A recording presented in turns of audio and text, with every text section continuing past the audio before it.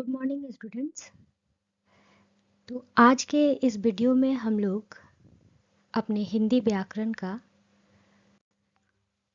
उपसर्ग पढ़ेंगे, जानेंगे उपसर्ग क्या है,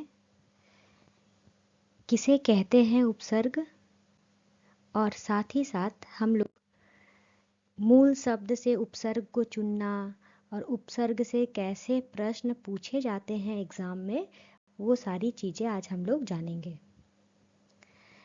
तो पहले स्टार्ट करते हैं हम लोग उपसर्ग की परिभाषा से।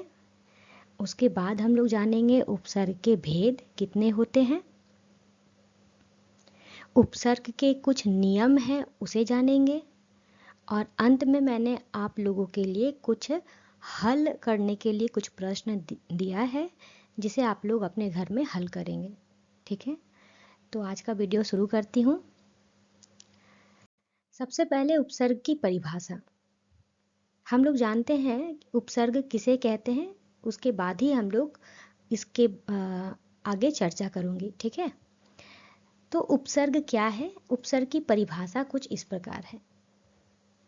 वह शब्दांश, अब यहाँ पर एक वर्ड आया है शब्दांश, इसको आपको जानना बहुत ज़रूरी है। शब्दांश किसे कहते हैं? तो शब्द के अंश, फॉर एग्जाम्पल मैं यहाँ पे लिखती हूँ,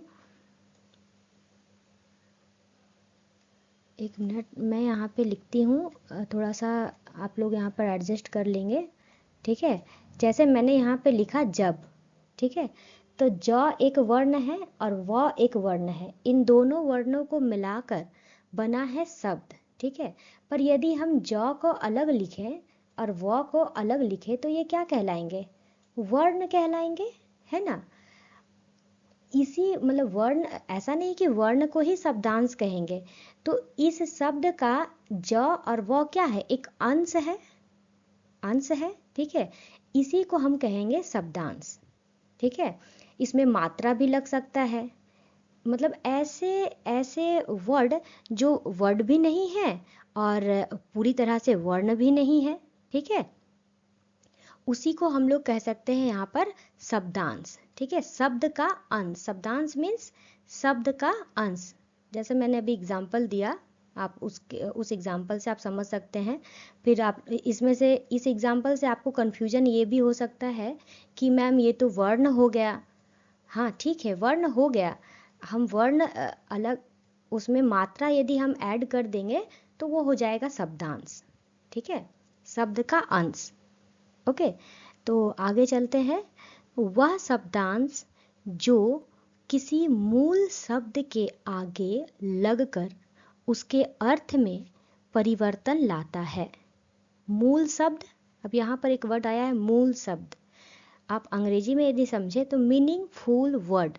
ठीक है, मीनिंगफुल वर्ड मीन्स ऐसा शब्द जिसका कोई मतलब हो, उसको कहते हैं मूल शब्द। तो किसी मीनिंगफुल शब्द के आगे यदि कोई भी शब्दांश मतलब शब्द का अंश लगता है और लग कर क्या होता है? अर्थ में परिवर्तन ला देता है, मतलब इस मूल शब्द के अर्थ में ही पूरी तरीके से परिवर्तन ला देता है, तो उस शब्दांश को हम उपसर्ग कहेंगे। उस शब्दांश को हम क्या कहेंगे? उपसर्ग। ठीक है, आई होप आपको परिभाषा समझ में आई होगी।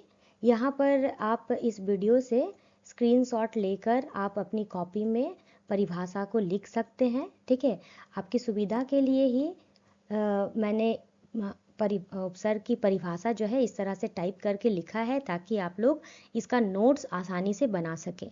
ठीक है, समझ में आ गया? अब मुझे रिपीट करने की ज़रूरत नहीं पड़ेगी, आई होप। अब हम थोड़ा सा एग्जाम्पल से समझते हैं कि मूल शब्द और शब्दांश क्या है।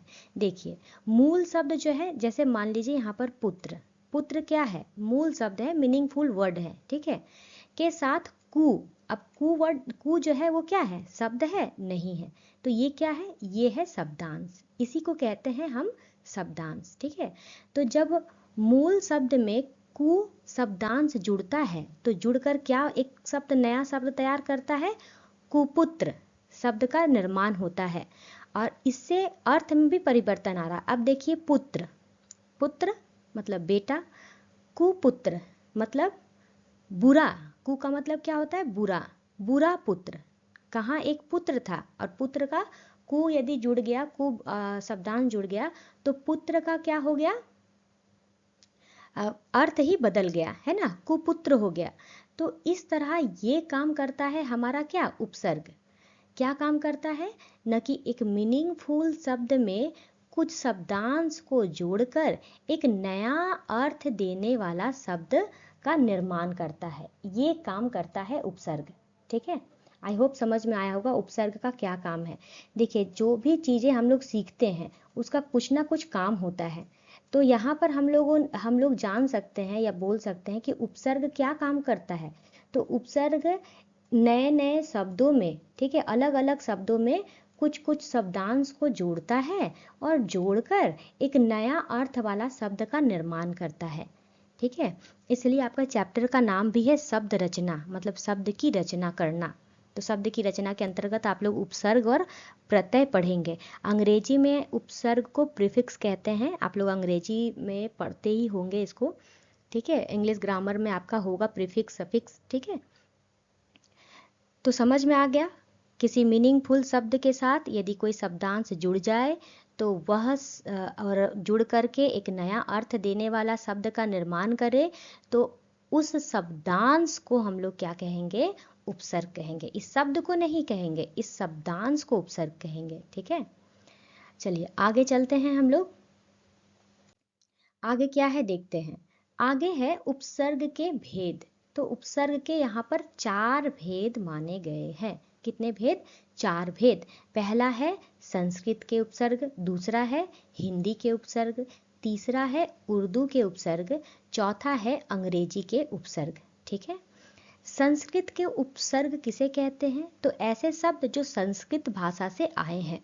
ठीक है, हिंदी के उपसर्ग किसे कहते हैं, ऐसे शब्द जो संस्कृत के हैं पर उसमें थोड़ी सी मतलब फेर बदल करके जो शब्द बनाए गए हैं उसको कहेंगे हिंदी के उपसर्ग।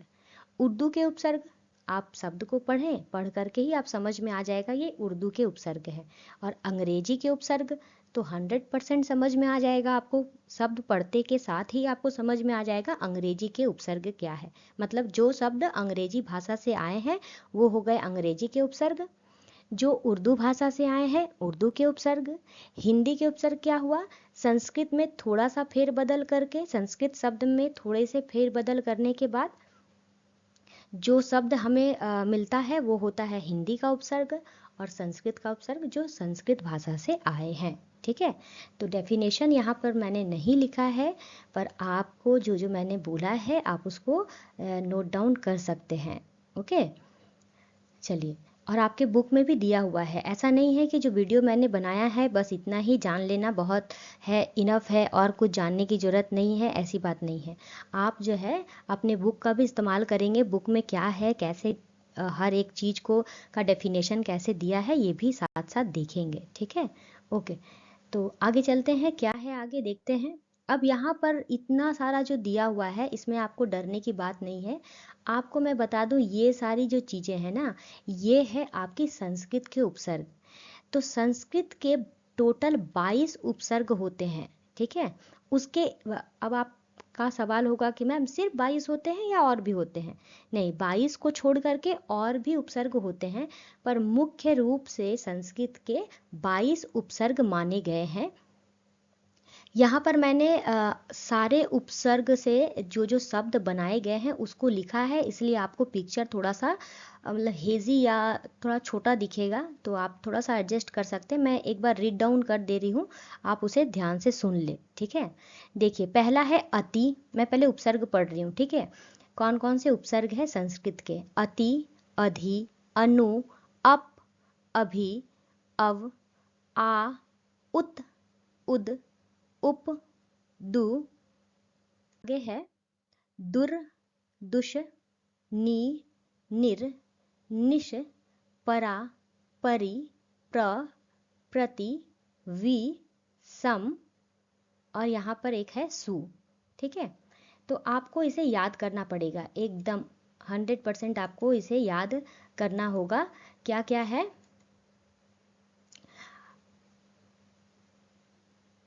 ठीक है, यहाँ पर हम लोग सेकंड वाला से स्टार्ट करती हूँ क्योंकि ये आगे फिर जा नहीं रहा है, ठीक है। तो यहाँ पर आप लोग देखेंगे कि जो उपसर्ग जो है वो कितने हैं, कैसे हैं, और इस उपसर्ग से, संस्कृत के उपसर्ग से कितने शब्द बने हैं।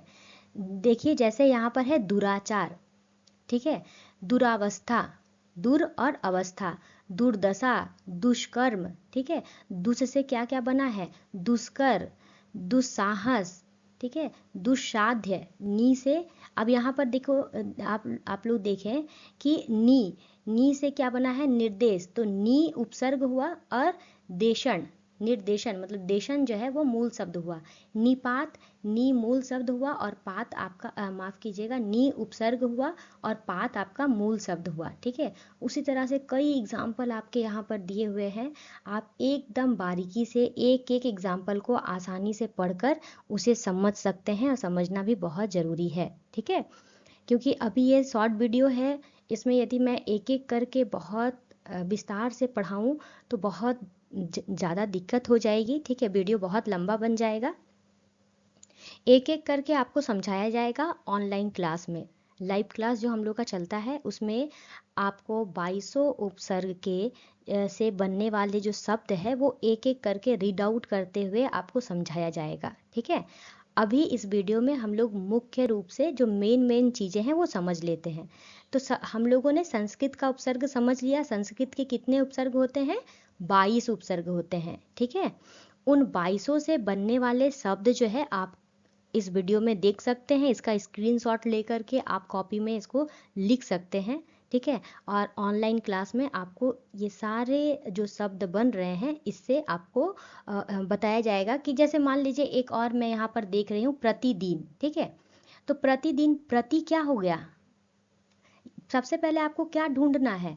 यदि आपको ढूंढने के लिए दिया जाएगा उपसर्ग, ठीक ना, तो अब मूल शब्द और उपसर्ग ढूंढने के लिए दिया जाएगा, तो हमेशा याद रखिएगा कि मूल शब्द, उपसर्ग में मूल शब्द जो होता है ना वो पीछे होता है, ठीक है। तो हम लोग लास्ट से, पीछे से देखना शुरू करेंगे। तो यहाँ पर देखिए प्रति क्षण, तो यहाँ पर क्षण, क्षण, तो हम सभी जानते हैं कि क्षण जो है एक मीनिंगफुल शब्द है। अब क्षण को छोड़ करके क्या बचा, प्रति, तो प्रति हो जाएगा उपसर्ग, ठीक है। उसी तरह यहाँ पर आप देखिए पराभूत, ठीक है, एक शब्द है यहाँ पर पराभूत। तो भूत जो है ना, भूत क्या हो गया, एक मीनिंगफुल शब्द हो गया, ठीक है, भूत। और परा जो है वो क्या हो गया, उपसर्ग हो गया। मतलब एक मीनिंगफुल शब्द रहेगा और मीनिंगफुल शब्द को छोड़कर जो भी बचेगा वो हमारा क्या हो जाएगा, उपसर्ग हो जाएगा, ठीक है। चलिए आगे चलते हैं। क्या है, हिंदी के उपसर्ग। अब आता है हिंदी के उपसर्ग, ठीक है। तो जैसे संस्कृत के 22 उपसर्ग थे, वैसे हिंदी के जो ना 13 उपसर्ग माने गए हैं। कितने उपसर्ग, 13, ठीक है। अब यहाँ पर मैंने 1 2 3 4 5 6 7 8 9 10 11 12 13 जो उपसर्ग हैं उन सब से बनने वाले शब्द यहाँ मैंने लिखे हैं। तो आप यहाँ पर इसको नोट डाउन कर सकते हैं। देखिए जैसे कि अ, अन, क, कु, दु, नी। अब आप लोग बोलेंगे मैम नी तो संस्कृत का भी उपसर्ग है, तो ये फिर हिंदी का भी उपसर्ग होगा। हाँ बिल्कुल होगा, शब्द पे डिपेंड करता है, ठीक है, कि शब्द आपका कैसा है। यदि वो नी से बनने वाला शब्द यदि संस्कृत का है तो वो संस्कृत का उपसर्ग होगा, और नी से बनने वाला यदि शब्द हिंदी का है तो वो हिंदी का होगा। जैसे यहाँ पर क्या बना है, नी से देखते हैं, निगोड़ा, निडर, निहत्था, निकम्मा, ठीक है। ये सब जो हिंदी के शब्द है, इसलिए इसको हिंदी के अंतर्गत रखा गया है, ठीक है। ओ, अब, अव, अब देखो अव जो है ये भी संस्कृत के उपसर्ग है और हिंदी के भी है। भर, सु जो है संस्कृत के भी है और हिंदी के भी है, ठीक है। अध, उन, पर, बिन। अब ये कन्फ्यूजन मत रखिएगा कि जो संस्कृत के शब्द हैं तो वो संस्कृत के ही, माफ़ कीजिएगा, संस्कृत के जो उपसर्ग है वो संस्कृत के ही होंगे, हिंदी के नहीं होंगे, ऐसा नहीं है, ठीक है। शब्द पे डिपेंड करता है कि वो शब्द हमारा कैसा है, ओके। चलिए अब आता है अरबी, उर्दू और फारसी के उपसर्ग। तो अरबी, उर्दू, फारसी के उपसर्ग के अंतर्गत 19, कितने उपसर्ग को रखा गया है, 19, ठीक है। मैंने यहाँ पर 1900 का जो कौन कौन से उर्दू के उपसर्ग है वो 1900 का यहाँ पर उपसर्ग मैंने लिख दिया है। अल, कम, खुश। अब देखिए आप, अल से अलबत्ता, अलगरज, पढ़ करके ही समझ में आ जा रहा है कि ये उर्दू के शब्द है, ठीक ना। ना से नापसंद, ना समझ, नाराज, नालायक, ठीक ना। शब्द को पढ़ते ही आपको समझ में आ जाएगी कि यह जो है वो कैसा उपसर्ग है, ठीक है। तो उर्दू का उपसर्ग तो तुरंत आपको थोड़ा सा कन्फ्यूजन होगा हिंदी का उपसर्ग और संस्कृत का उपसर्ग को समझने में, पर वो तब तक नहीं जाएगा जब तक आप उसको प्रैक्टिस नहीं करेंगे, ठीक है। आपको प्रैक्टिस करनी होगी, बहुत सारे शब्दों को देखना होगा, पढ़ना होगा, तब जा कर के आप इस चीज़ को समझ पाएंगे, ठीक है। आगे बढ़ती हूँ, आगे क्या है। अच्छा, उर्दू का उपसर्ग जो है, अब यहाँ पर आता है अंग्रेजी का उपसर्ग। अंग्रेजी का उपसर्ग समझना एकदम बहुत ज़्यादा आसान है। जैसे यहाँ पर देखिए, सब जज, सब कमेटी, सब इंस्पेक्टर, पढ़ करके ही समझ में आ जा रहा है कि अंग्रेजी के उपसर्ग हैं, ठीक है। अब इसमें अंग्रेजी का कौन सा उपसर्ग है, तो इंस्पेक्टर जो है ये क्या है, ये हमारा मूल शब्द हो गया, और सब क्या हो गया, ये हमारा हो गया उपसर्ग, ठीक ना। उसी तरह यहाँ पर देखिए डिप्टी कलेक्टर। अब कलेक्टर, डिप्टी क्या होता है मालूम नहीं है, पर कलेक्टर तो मालूम है, कलेक्टर एक शब्द है, तो बस कलेक्टर हो गया मूल शब्द और डिप्टी हो गया क्या, उपसर्ग। तो डिप्टी कलेक्टर है तो ये शब्द अंग्रेजी के है, इसलिए ये अंग्रेजी के उपसर्ग हो गए, ठीक है। यहाँ पर देखते हैं, यहाँ पर क्या है, यहाँ बहुत इंटरेस्टिंग चीज़ है। ये है क्या, अभी तक हम लोगों ने एक शब्द से एक उपसर्ग निकाले हैं, ठीक है। पर यहाँ पर आपको जो दिया हुआ है उसमें एक ही शब्द में दो दो उपसर्ग हैं। जैसे यहाँ पर देखिए निराकरण। अब निराकरण में मूल शब्द हमारा क्या आके निकला है, करण। करण जो है ये हमारा मूल शब्द है, ठीक है। अब बचा है नीरा। तो नीरा में आकार की जो मात्रा है उसको हम अलग से लिख देंगे आ, ठीक है। और फिर आकार की मात्रा यदि निकाल लेंगे तो र जो हो जाएगा हमारा, ये जो र है वो क्या हो जाएगा, हलंत वाला र हो जाएगा, है ना। तो इसको हम अलग से लिख देंगे, तो हो गया ना दो उपसर्ग, एक ही शब्द में दो उपसर्ग। ये बहुत इंटरेस्टिंग है, आप इसको जो है अच्छे से घर पे एक एक करके देखेंगे, ठीक है, और समझेंगे। यहाँ पर एक और हम ले लेते हैं, चलिए फटाफट, सुसंगठित, सुसंगठित, ठीक है। अब यहाँ पर देखिए गठित जो है मूल शब्द हो गया। अब हमारा क्या बचा, सुसन, ठीक है क्या। और यदि गठित शब्द को हम निकाल देंगे तो हमारा क्या बच जाएगा, हमारा बच जाएगा इधर से सु, और हमारा ये चीज बच जाएगा, ठीक है। तो ये सु जो है वो एक उपसर्ग हो गया, और स के साथ यदि बिंदी लगा होगा तो वो म में बदल जाता है, ये रूल के हिसाब आधा म में, तो वही चीज हो गया, देखिए यहाँ पर, है ना। तो इस तरह से आप लोग प्रैक्टिस करेंगे, और जो भी है इसका आप लोग फटाफट से स्क्रीनशॉट लेते हुए इसको आप लोग कॉपी में लिखेंगे, क्योंकि जैसे ही स्कूल खुलेगी मैं सभी की कॉपी में ये सारी चीज़ें देखना चाहती हूँ।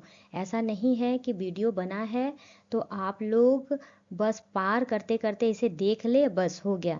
मैं देखना चाहती हूँ कि वीडियो कितने लोगों ने देखा है, ठीक ना। अब जो है ये हमारा जो है ना ये मेन खेल है, अभी तक का उपसर्ग का सबसे मतलब इंटरेस्टिंग पार्ट ये है, ठीक है। क्या है उपसर्ग के नियम। अब देखिए उपसर्ग के अंतर्गत ना कुछ नियम आते हैं। जैसे पहला नियम क्या है कि यदि किसी शब्द में किसी आधे वर्ण के बाद, आधे वर्ण के बाद, ठीक है, आधा कोई वर्ण मतलब ध, आधा ध, या आधा त, या आधा म, ठीक है, इस आधे वर्ण के साथ क्या लगा हो, देखो आधे वर्ण के बाद य वर्ण लगा हो, क्या लगा हो हमारा, कौन सा वर्ण लगा हो, य, ठीक है। तो क्या होता है भाई साहब, तो होता क्या है देखिए, पूर्ण वर्ण अब ये तो वह आधा वर्ण मतलब ये आधा म, आधा ध, या आधा त, ये क्या हो जाएगा, ये हो जाएगा आपका पूर्ण वर्ण में बदल जाएगा। किस में बदल जाएगा, पूर्ण वर्ण में बदल जाता है। और उस पूर्ण वर्ण में बदल कर क्या हो जाएगा, उस पूर्ण वर्ण में छोटी ई की मात्रा लग जाती है। चलिए एग्जाम्पल के साथ देखते हैं, यहाँ पर ध्यान दीजिए, अत्यंत, ठीक है। अब जैसा आपको रूल बताया गया है तो इसको आप लोग उसी रूल से यदि तोड़े, पहले वाले रूल से, तो क्या करेंगे, यंत, पता नहीं क्या यंत, यंत तो कोई मूल शब्द होता नहीं है, पर आप लोग क्या करेंगे, यंत करके और इसको कर देंगे अ और आधा त, ये लिख देंगे और सोचेंगे कि वाह मैंने सही बना दिया। नहीं, एकदम नहीं। इस रूल के हिसाब से क्या होता है, जब भी किसी शब्द में कोई आधा वर्ण हो और उसके ठीक बाद य वर्ण लगा हो, तो वो आधा वर्ण पूरे वर्ण में, देखिए यहाँ पर ध्यान से, पूरे वर्ण में बदल जाता है और उसमें छोटी ई की मात्रा लग जाती है। जैसे आधा तो पूरा तौ में बदल गया और उसमें छोटी ई की मात्रा लग गई। ठीक है। उसी तरह यहाँ भी अत्यधिक, तो अत्यधिक में आधा त है ना, और य है, तो आधा त क्या हो जाएगा, पूरा त में बदल जाएगा और उसमें छोटी की मात्रा लग जाएगी। ठीक है। अब हम लोग अपना सेकंड ये में नियम में चलते हैं। क्या है भाई सेकंड नियम, चलो फटाफट से। सेकंड नियम हमें क्या बोलता है, देखिए, यदि किसी शब्द में दो वर्ण एक जैसे हों, यदि किसी शब्द में दो वर्ण एक जैसे हो, जैसे मान लीजिए जैसे हो, अच्छा, तथा उनमें से एक आधा और एक पूर्ण हो। ठीक है, तो एग्जाम्पल मैंने समझा, जैसे यहाँ पर मान लीजिए आधा नौ है, एक आधा नौ है और एक पूरा नौ है, तो ये दो वर्ण है एक जैसे, पर एक आधा है और एक पूरा है। तो इसमें क्या होगा, आधा और एक पूर्ण हो, तब क्या होता है, तो आधा वर्ण, ये जो आधा वर्ण है ये वाला, ये क्या हो जाता है, आधा त में बदल जाता है। किस में बदल जाएगा, ये बदल जाएगा आपका आधा त में। जैसे यहाँ पर देखिए उन्नयन, अब यहाँ पर देखिए आधा न और पूरा न है, तो ये आधा न क्या हो जाएगा, पूरा आधा त में बदल जाएगा और नयन लिखा गया। ऐसे करके हम इसका डिवाइड करेंगे। इसको आप लोग पहले के नियम के अनुसार ऐसे नहीं लिख देंगे, जैसे न य न, नयन लिख दिया, और क्या बचा मेरा, नयन मूल शब्द निकालने के बाद बचा मेरा ऊ और आधा न, तो यही हो गया। मैम लीजिए, ये निकाल दिया मैंने उपसर्ग। नहीं, ये गलत हो जाएगा, क्योंकि उन बोल करके कोई उपसर्ग है ही नहीं। उत बोलकर उपसर्ग है, पर उन बोलकर कोई उपसर्ग है ही नहीं। ठीक है। और ये जो नियम मैं बता रही हूँ, ये सब जो है संधि के अंतर्गत आते हैं। संधि के नियम के अनुसार ये सारी चीज़ें चेंज होती है। ठीक है, फटाफट से समझ लेते हैं, टाइमिंग होते जा रहा है। ठीक है। तीसरा नियम क्या बताता है, ध्यान से सुने। यदि किसी शब्द में अनुस्वार, अनुस्वार मीन्स ये बिंदी, जो बिंदी लगाते हैं ना, ये बिंदी, ये, ठीक है, ये लगा हो, तो वह अनुस्वार आधा म में बदल जाता है। ठीक है। जैसे यहाँ पर देखिए संजय, अब संजय में बिंदी लगा हुआ है, स में बिंदी लगा हुआ है, तो अब क्या करेंगे, यदि पहले के नियम को फॉलो करें तो आप लोग बोलेंगे मैम संजय में जय जो है हमारा मूल शब्द हो गया, और क्या बच गया मैम, मैम बच गया स में बिंदी। लीजिए मैम, हो गया, निकाल दिया मैंने उपसर्ग। नहीं, फिर ये गलत हो जाएगा। ठीक है, ऐसे उपसर्ग नहीं निकलेंगे। ये जो बिंदी है ना, ये बिंदी किस में बदल जाएंगे, ये बिंदी आधा म में बदल जाता है। ये रूल है। ठीक है, ये सारे रूल आप अच्छे से फॉलो करेंगे तो आप कभी भी उपसर्ग जो है गलत नहीं लिखेंगे। कभी भी उपसर्ग का क्वेश्चन जो है आप गलत नहीं करके आएंगे। संकल्प में सेम, यहाँ पर बिंदी था तो ये बिंदी किस में बदल गया, म में बदल गया, और कल्प हमारा मूल शब्द है तो उसको मैंने अलग लिख दिया और इसे इस तरह से लिख दिया। ठीक है। अब चलिए चौथे नियम में चलते हैं फटाफट से। चौथा नियम क्या बताता है, तो चौथा नियम बता रहा है कि हमारे हिंदी वर्णमाला में 3 प्रकार के स होते हैं। ठीक है, हम लोग जानते हैं, एक इकतलाबी स, मूर्धन स, दंत स, है ना, 3 तरह के स होते हैं। ठीक है, और आगे क्या बता रहा है कि यदि किसी शब्द में इन तीनों में से कोई भी स लगा हो तो वह आधा श में बदल जाता है। कोई भी स लगा हो, आधा, कोई भी, ये जो सौ देख रहे हैं ये तीनों आधा ही रहेगा। ठीक है, आधा सौ लगा रहेगा तो वो कौन से सौ में बदल जाएगा, ये दंती सौ में बदल जाएगा। सारा सौ, तीनों प्रकार का सौ किस में बदलेगा, ये दंती सौ में बदलेगा। ठीक है, दंत सौ में। ऐसा नहीं है कि ये वाला सौ है तो हम लोग ऐसे लिख दिए आधा, ये वाला सौ है तो ऐसे ऐसे लिख दिए, गलत हो जाएगा। कोई भी सौ हो बदलेगा किस में, दंत सौ में। ठीक है, जैसे यहाँ पर देखिए 3 एग्जाम्पल मैंने लिया है। निष्कर्ष, अब देखिए यहाँ पर कौन सा सौ है, पौ वाला सौ है। ठीक है, इसी से आप लोग समझते हैं पौ वाला सौ है, पर ये जब टूटा तो किस में टूटा, दंत सौ में। और कर्म जो है निष्कर्ष, यहाँ पर कर्म हो गया है, माफ कीजिएगा, श होगा। ठीक है, निष्कर्ष। निश्चल, निश्चल में ये वाला श है पर बदला दंत स में। निसंकोच इसमें आधा स है, इसलिए ये आधा स में ही बदला। ये याद रखेंगे। ये याद रखेंगे तो मैं गारंटी लेती हूँ कि आपका कभी भी उपसर्ग जब आप बदलेंगे, चेंज करेंगे, मूल शब्द और उपसर्ग को अलग करेंगे तो कभी भी आपका गलत नहीं होगा। ये फटाफट से आप इसको स्क्रीनशॉट ले लीजिए और अपनी कॉपी में इसको नोट डाउन करेंगे एकदम, ठीक है, रूल वाइज। हाँ, चलिए, आई होप समझ में आया होगा। ये 4 नियम है आपके। और एक निर्गुण वाला र वाला जो है वो तो आप जानते ही होंगे। यहाँ पर मैंने आपको कुछ हल करने के लिए प्रश्न दिए हैं, इसे आप अपनी कॉपी में हल करेंगे। यदि आपको किसी तरह का कोई भी समस्या होगी तो आप ऑनलाइन क्लास में पूछेंगे, ठीक है बच्चों। आई होप आपको उपसर्ग समझ में आया होगा। उम्मीद करते हैं कि आप अच्छे से इसको समझेंगे और जो मैंने हल करने दिया है ये आप बनाएंगे कॉपी में, ठीक है। Thank you, have a nice day. मैं अपना वीडियो यहीं पे समाप्त करती हूँ।